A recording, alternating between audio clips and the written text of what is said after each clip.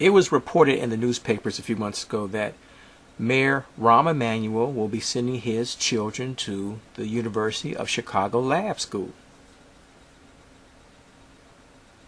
Good move. I don't blame him, and you shouldn't get mad at him either. I have never visited. I've seen the building. I've never visited the lab school, but I've met a few students who have gone to lab school, and I know the reputation of the lab school. And if you had a choice between a regular Chicago public school and the University of Chicago laboratory school, oh, come on, give me a break. If you had a choice between Whitney Young and Crane is on the west side, right down the street from Whitney Young. If you had a choice, all things being equal, to send your son or daughter to Crane Tech, that's what they used to call it, on the west side, and Whitney Young High School on the west side, you would pick the better school. Yes, you can get a wonderful education at Crane, but let's get real, people. It's not so much, all of us can't go to Whitney Young or Walter Payton, Northside Prep. Come on, in the better high schools and grammar schools here in the city. Our job is to make sure our children and grandchildren get the best education no matter where they go to school. Regardless if it's Marshall or Manly or Julian, Finger High School, Corliss High School.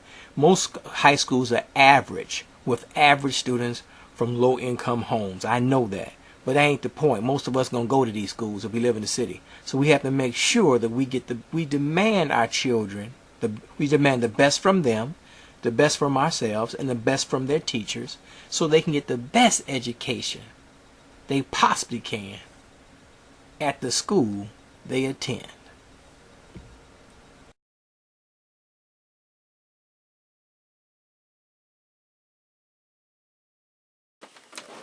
Okay, I'm back. I don't even know what I show. Hopefully if I remember, I showed that commercial, that PSA about Rahm Emanuel sending his kids to the International Lab School.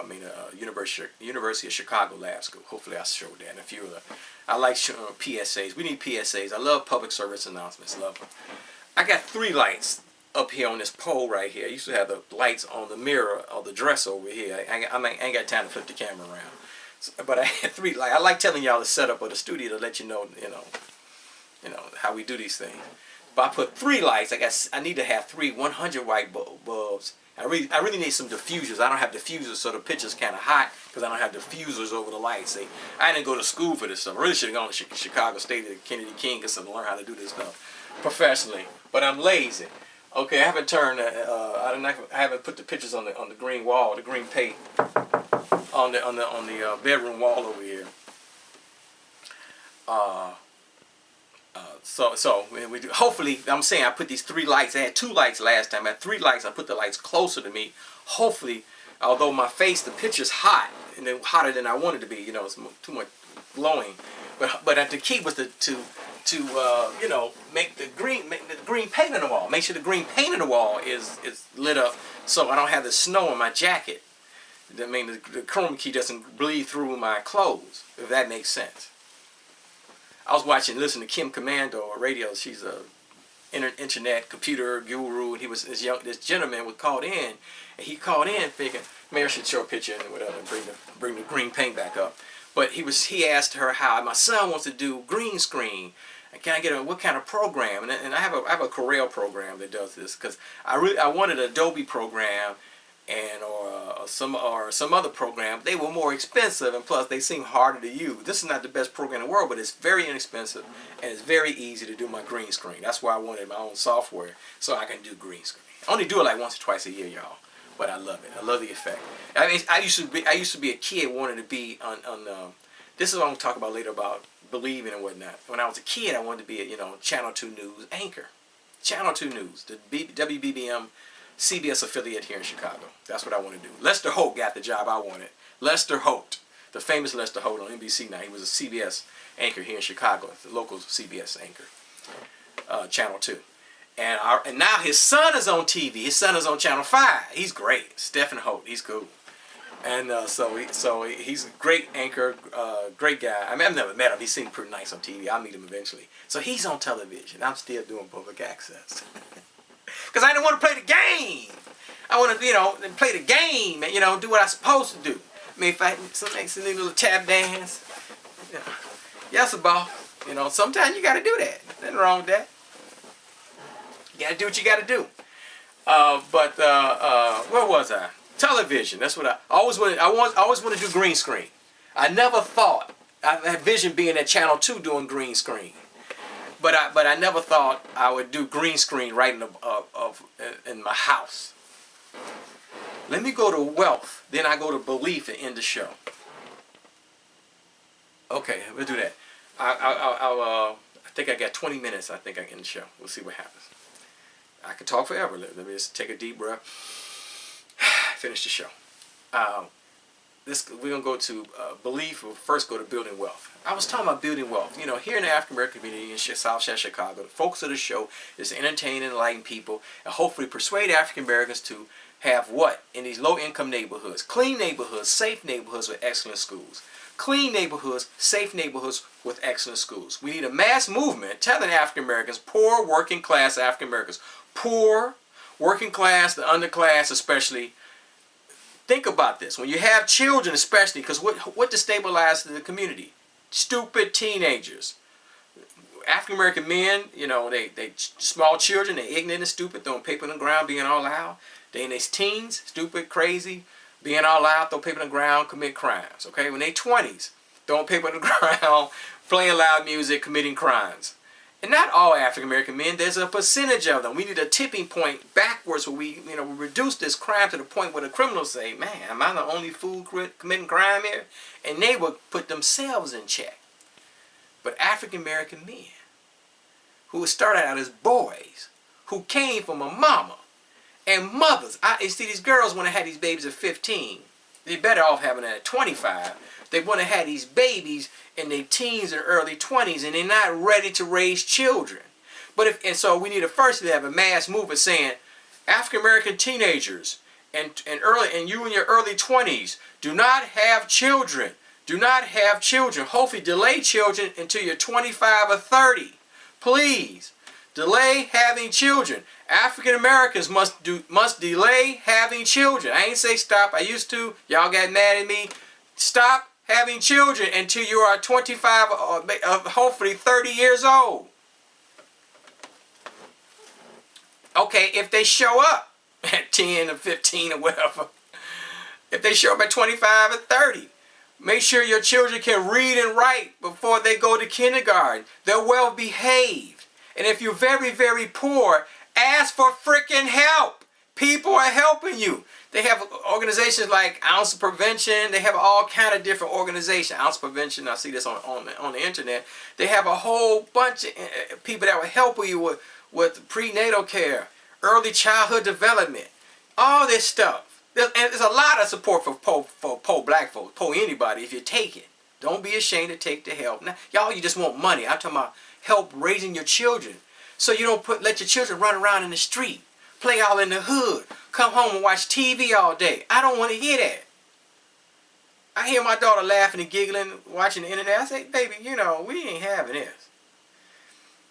And you got to tell your children, I'm kicking you out of the house at some point. Hopefully at 18 or 19 years old, when you leave high school, you need to go away to school, you need to go to work, you need to go to military. You cannot lay around my house and do nothing. I don't care about a recession. I don't care about racism. I don't care about people being unfair. You cannot lay around my house without a job. You have to go volunteer. You have to do something other than lay around the house, or go outside and commit crimes, rob people, throw paper on the ground, and play loud music and destabilize the community.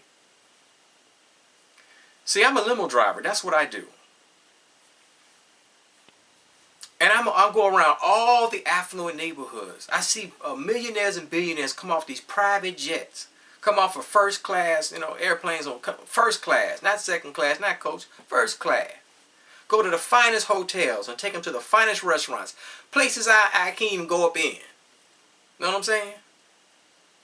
Sometimes I've done it. It's pretty swanky, some of these places.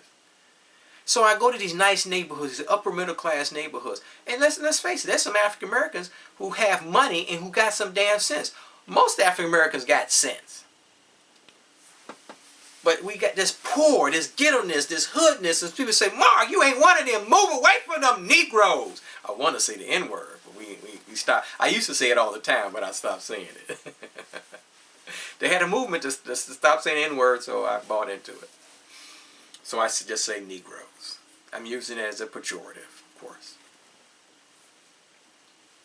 But see, I see the better neighborhoods in Chicago. So I'm in the more affluent, the better neighborhoods, Lincoln Park, whatever, or the North Shore, and some parts of DePage County, like Oak Brook and all that kind of stuff.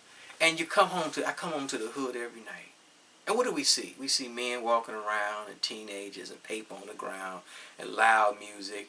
And you turn on the TV, or you go online to Chicago Police Department online, you see all the crime statistics. It's really, really sad.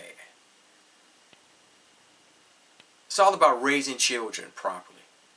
And then once you get that done, it's about building wealth. African Americans have been wiped. The recession wiped us out. Some people say it was on purpose. Most of our wealth was tied to our home. Like I told you early part of the show, we're putting, two teenagers through college. One teenager in college right now, soon to have two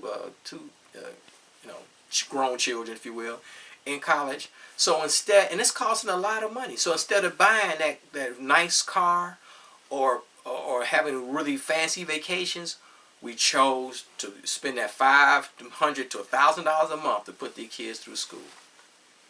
That's our choice. Now, other families, if you don't want to put your children through school, that's fine. You don't want to spend that $500 to that $1,000 a month to put your children through college. That's fine. But instead of buying that Chrysler 300 or some of these, I really believe in travel. Don't get me wrong, but don't overspend for your travel. I think you should travel. But spending too much money on foolishness, too many clothes we really don't wear, and restaurants, all this food we really don't need to eat. And we need to spend some of that $500, $1,000 a month if you have that kind of leeway. And buy less house, and buy less car, and less clothes. And if you don't want to put your children through college like we're doing here, fine. Then build a business, okay? Like the East Indians. You go in my neighborhood, probably your neighborhood. The East Indians, I ain't mad at them. They own the Dunkin' Donuts and the Subway sandwich shops, Subway sandwich shops, left and right. Years ago, I was in Mississippi, and I saw East Indians own these little hotels and whatnot. Hotels, they get the hotel franchise and charge you $40, $50, whatever it is a night from some. I was in Mississippi. I saw it was years ago. We was because it was snowing down in Memphis and northern Mississippi, and when it snowed down there, I mean, just a little bit of snow, a little bit of ice, but they don't have salt. You had to stop and get off the side of the road and find a hotel. We found a hotel, and the East Indian was there. I said, "What y'all doing here?" I remember years ago we were traveling, a family trip. We was in Harrisburg, Pennsylvania. Harrisburg, Pennsylvania, the capital of Pennsylvania, was rolling through on a family trip. Eventually went on from Harrisburg to Washington, D.C. Love going to D.C. I should talk about that later on. Let's talk about it now. African Americans especially, but all Americans, especially African Americans, should really make sure their children and their grandchildren take a pilgrimage to Washington, D.C. to see the White House for the next 4 years while Barack and his family are there. You know what? My camera is blinking. That means I'm going to run out of tape. Wow. Yesterday, so for the tape run out. I mean, it's not a tape. It's a disc and whatnot. Man. So take a pilgrimage. When I come back, I'll say that. Take a pilgrimage to Washington D.C. You see, I have ADD. I got distracted. I had to buy a new chip because these cameras now, I don't use tape anymore. These chips are expensive. I thought they wasn't going to be. These chips. So the camera uses chips. So I got a blinking thing saying I think the chip is going to go out and I'm going to have to take a little break. And then put this chip in and finish out the last 10 to 15 minutes of the show. Okay, we'll say. Okay, so, and let me close it. African Americans should go to D.C. and please go to D.C. on a pilgrimage. And also, are we still rolling? Oof.